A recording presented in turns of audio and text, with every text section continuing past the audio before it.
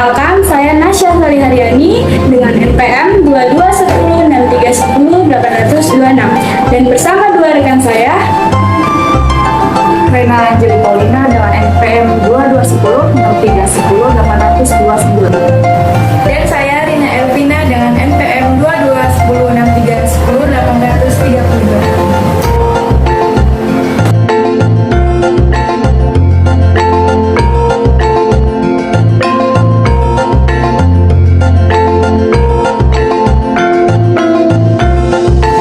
Di sini, saya dengan dua rekan saya akan menjelaskan salah satu budaya Betawi yang berasal dari Jakarta, yaitu Palang Pintu Betawi. Mari disimak berikut ini. Jakarta tak harus melulu soal gedung-gedung bertingkat atau kemacetan, tapi ada juga warisan budaya, salah satunya Palang Pintu Betawi. Nah, setiap DKI Jakarta berulang tahun, dihadirkan segmen kebudayaan, ada silat, berpantun, hingga memainkan rebana. Sejak ini, Betawi memiliki kesenian atau tradisi yang hadir turun-temurun, salah satunya tradisi yang saat ini terjaga yaitu Palang Pintu Betawi. Palang Pintu merupakan tradisi yang menjadi bagian dari upacara pernikahan masyarakat Betawi, menggabungkan seni bela diri dengan seni sastra pantun. Bang, sebelumnya aneh ucapin bang, assalamualaikum. Waalaikumsalam. Bang, umpame ibu seorang keramat, kalau ngomong abang jangan nyakitin hati. Bang, saya bersama tamu datang dengan segala hormat, tolong abang terima dengan senang hati. Tradisi Palang Pintu ada unsur bela diri, yaitu silat yang biasa dipakai adalah silat cingkrik dari wilayah Rawabelong, Kebonjeruk, Jakarta Barat. Tapi yang sangat sering dipakai adalah jenis haji kuncung yang merupakan silat keluarga. Walaupun silat merupakan seni bela diri, saat ini digunakan sebagai seni pertunjukan juga. Pemain Palang Pintu menggunakan pakaian adat Betawi dan dilengkapi aksesoris pelengkap berupa sarung yang diletakkan di pundak. Pantun Betawi merupakan pantun yang berasal dari tradisi lisan masyarakat Betawi dengan larik tanpa susunan tertentu. Pantun Betawi merupakan pantun Melayu pada abad ke-17 dan 18 dan pantun Gujarat pada abad ke-15 dengan gaya penyajian yang spontan, lugas, dan bebas. Bang, kalau bukan lantaran perawan, buat apa saya datang kemari? Bang, burung nuri terbang ke awan, terbangnya tinggi, susah ditangkap.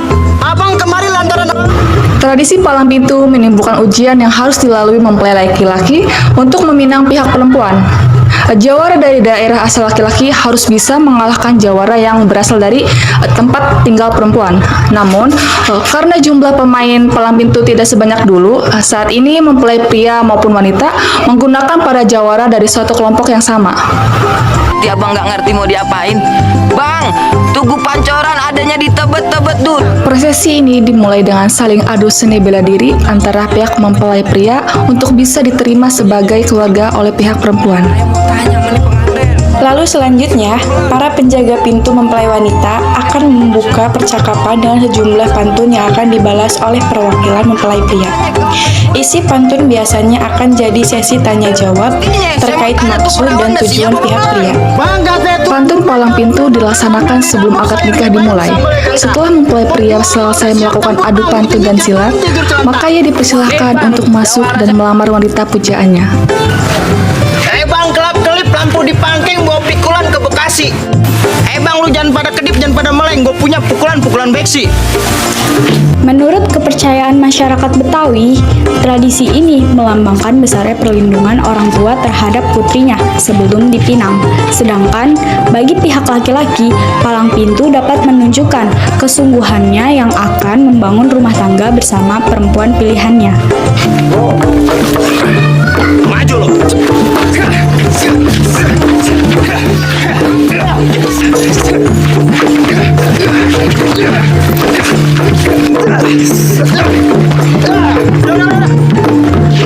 Akan melaksanakan wawancara kepada seseorang yang mengenal Palang Pintu, yaitu dengan Bapak.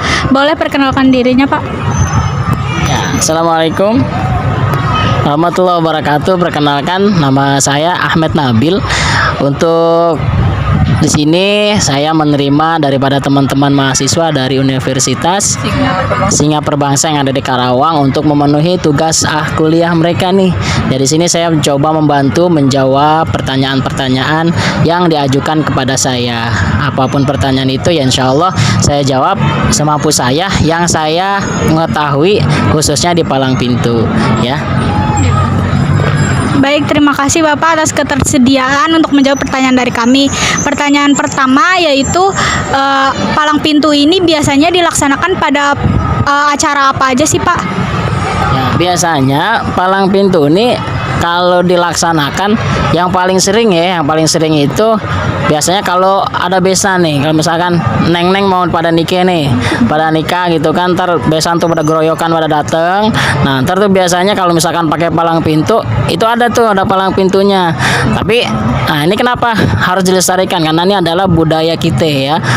Budaya kita yang harus kita lestarikan. Kalau bukan kita siapa lagi yang mau melestarikan budaya bangsa. Nah ini biasanya palang pintu tuh macam-macam, ada yang sambil silat, kemudian sebelum silat itu juga main pantun dan sebagainya. Itu adalah salah satu kesenian Betawi ya, budaya Betawi yang harus kita lestarikan. Makanya neng-neng semua nih yang mahasiswa sama teman-temannya ya, ajak teman-temannya, ayo sama-sama kita ajak buat apa, melestarikan budaya-budaya bangsa kita. Jangan sampai neng-neng nih budaya bangsa kita nggak tahu, taunya pada drakor doang nih yang tahu nih. Jangan sampai kayak gitu ya. Ya gitu aja deh. Baik, jawabannya sangat bagus sekali. Kemudian lanjut pertanyaan kedua dari kelompok saya, anggota kelompok saya yang akan bertanya lagi kepada Bapak. Buat pertanyaan yang kedua itu tahapan apa saja yang harus dilaksanakan dalam acara palang pintu?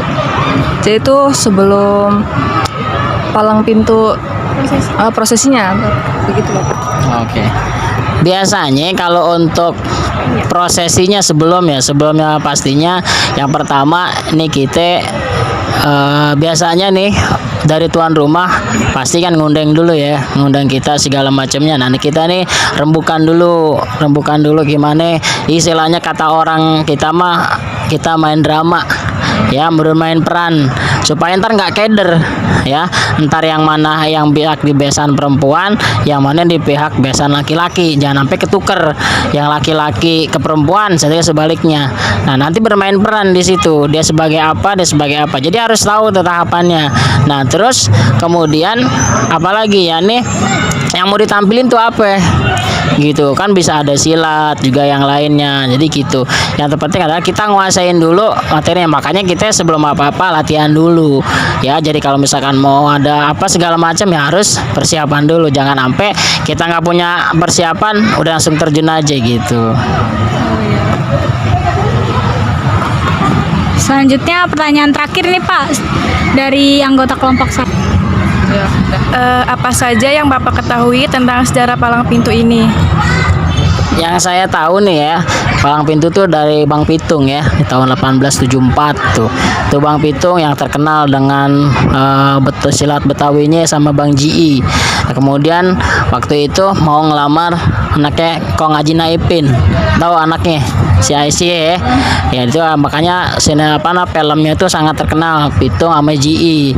Nah, terus dibawa Pak Saji Ali Murtado. Nah, makanya di sini banyak nih, kalau Eneng di Jakarta nih banyak kesenian-kesenian palang pintu yang ada di Jakarta. Bukan cuma di Jakarta, di tempat saya di Depok itu juga banyak kesenian-kesenian palang pintu seperti di saya punya yakni Lebah Suci, kemudian ada juga Padepokan Nur Izati yang semuanya itu ada palang pintunya. Tergantung kita maunya kayak gimana. Ya, tujuan kita adalah melestarikan budaya bangsa. Nah, ada pokok Betawi. Betawi itu bukan cuma bisa ngaji, tapi juga bisa bela diri ya.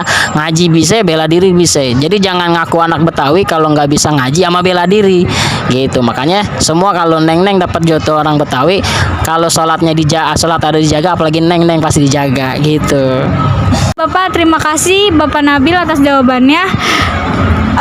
Dimana kesimpulannya bahwa budaya Betawi ini palang pintu harus dijaga dan dilestarikan agar generasi-generasi selanjutnya dapat menikmati dan juga dapat melaksanakan palang pintu ini. Terima kasih. Sekian dari kelompok kami. Wassalamualaikum warahmatullahi wabarakatuh. Waalaikumsalam. Begitulah penjelasan dari kelompok kami mengenai budaya Betawi, yaitu palang pintu. Dengan adanya budaya, seharusnya masyarakat dapat menjaga dan melestarikan budaya yang ada di sekitarnya, agar generasi selanjutnya dapat merasakan dan juga melestarikan budaya yang ada di lingkungan sekitar. Sekian dari kelompok kami, kurang lebihnya mohon maaf. Wassalamualaikum warahmatullahi wabarakatuh.